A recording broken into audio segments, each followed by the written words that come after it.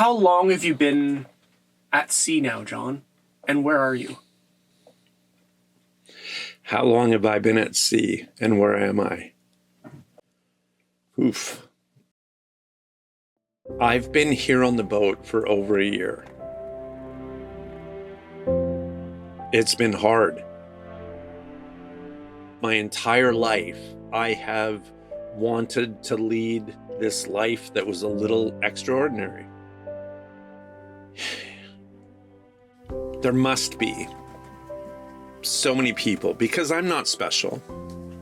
There must be so many people that dream about living a simpler lifestyle, living in a cabin in the woods, or, getting out of those condos in downtown Toronto and Vancouver. There must be.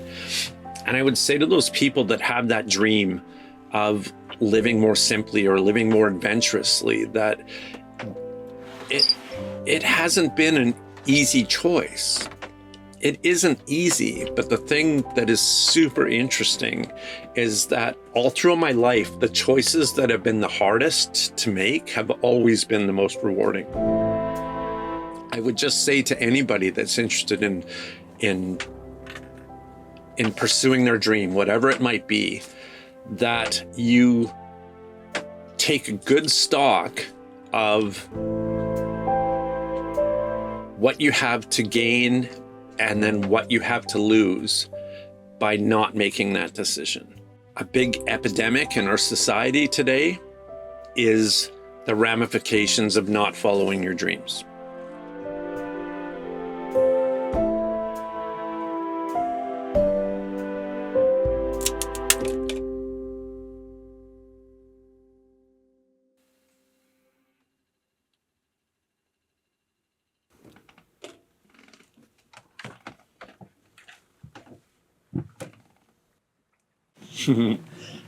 I forgot to put the anchovy paste on our bait, our crab trap bait.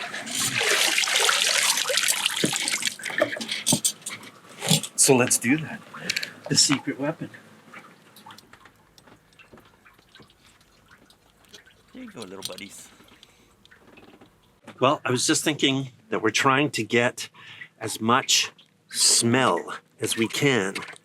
And what better smell than anchovy paste? The ease of crabbing. It is so simple. I was walking up the dock and I see this family coming down the dock, and they had crab traps and gear and bait, and they were getting in this boat that they had rented, or you have to own a boat. And it's like, no, you don't need that. You can walk to any public pier or dock that gets out into the water, and you can throw a crab trap over the edge and wait half an hour and pull it up with crabs in it. And it became very obvious to me and Kevin, we have a crab trap here on the boat. Our pier extends out into the bay. It's legal for us to crab here, and we just threw the crab trap over the back of the boat. I'm just going to smear it here.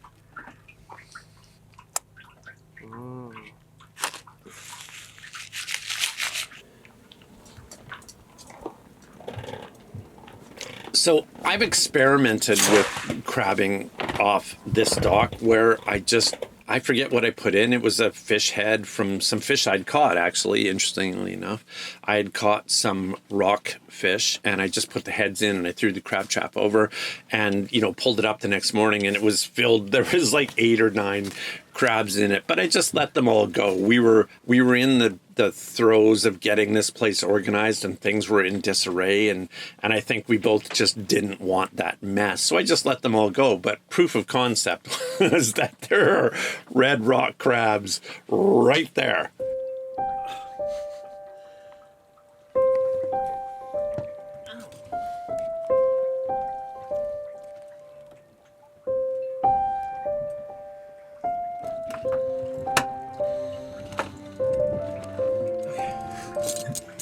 And these are done.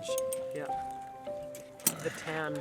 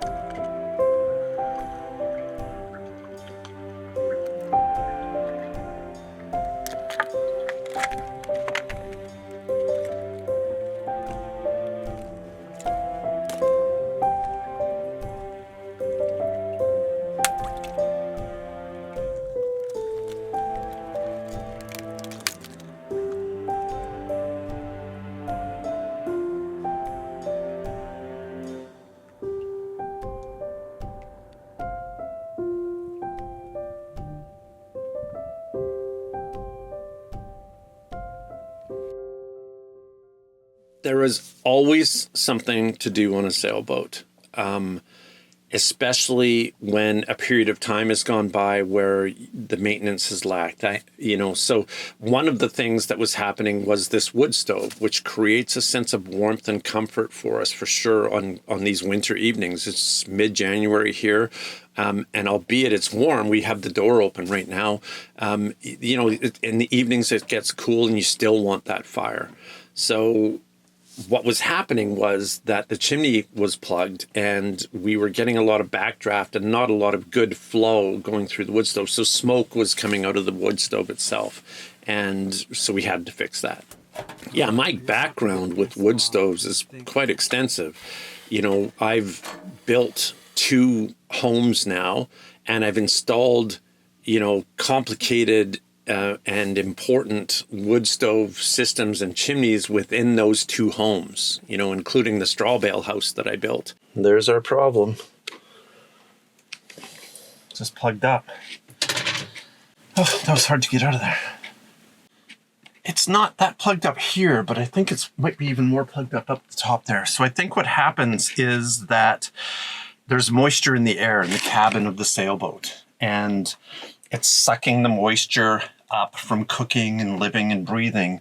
So it's sending warm, moist air up the chimney, because this firewood is like perfectly dry. The first fire is the episode in season 9 of From the Wild, where Kevin and I install the vintage wood stove from his family cabin down in the prairies, in the grasslands of Alberta. So he and I just spent a weekend. We're like, all right, we're going to get this wood stove installed into this shack.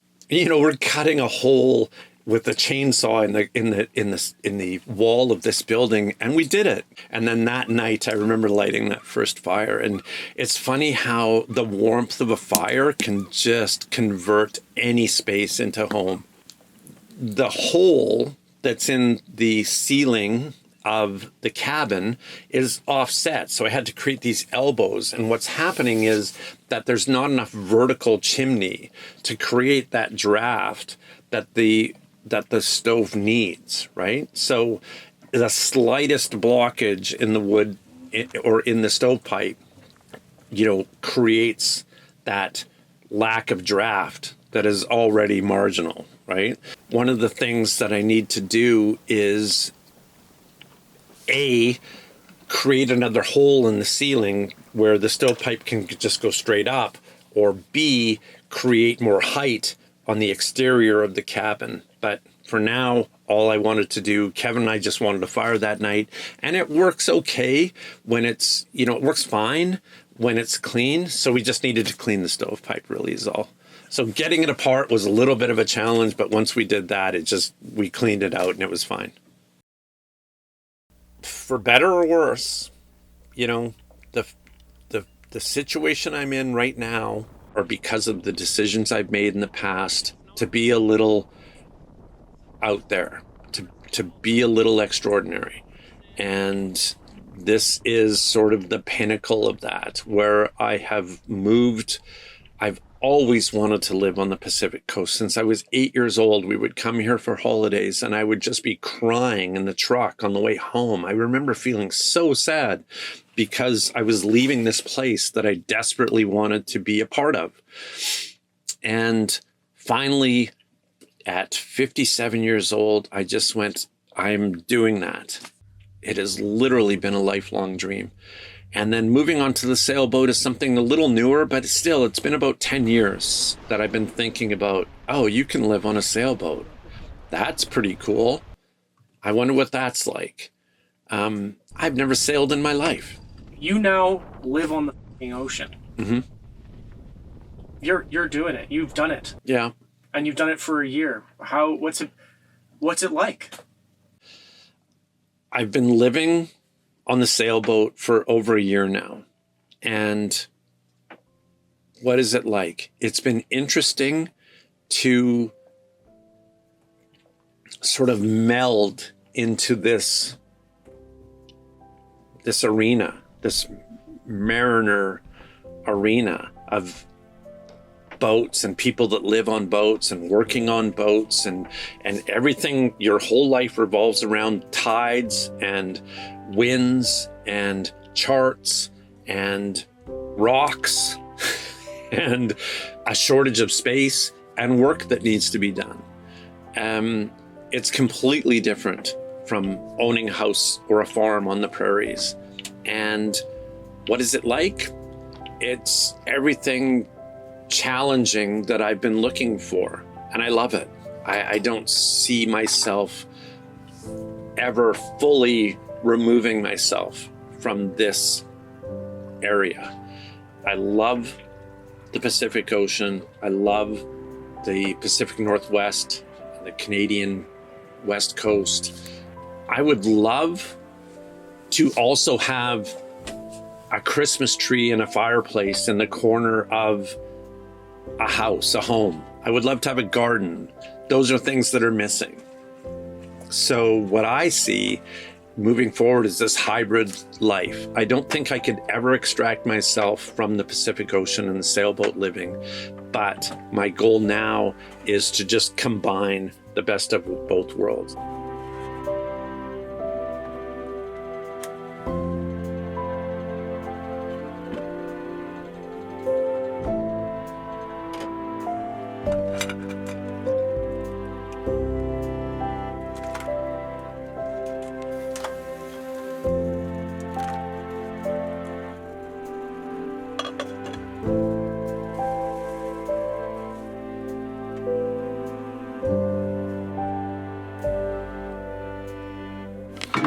Hey Siri, set the timer for 8 minutes. 8 minutes, starting now. When the timer ends, you can say, Siri, stop. Thank you.